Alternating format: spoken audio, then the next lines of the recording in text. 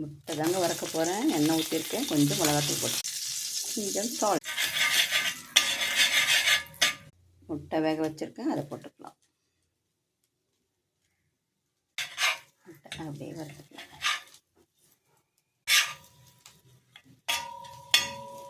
இன்றைக்கி எங்கள் வீட்டில் வெண்டைக்காய் சாம்பாருங்க. அதுக்கு தொட்டு வேணால் நான் சாப்பிட போகிறேன். இது முட்டை ரெடி ஆகிடுச்சுங்க.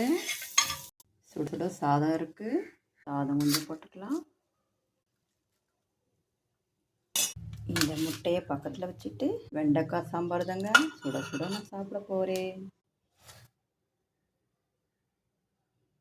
எப்படி இருக்குது சொல்லுங்கள். எப்படி இருக்குன்னு சொல்கிறேன். சுட சாப்பிட்டு பார்த்துட்டு சொல்லணும். சீக்கிரம் முடிஞ்சிச்சு பாருங்கள் முட்டை வறுக்கிற வேலை.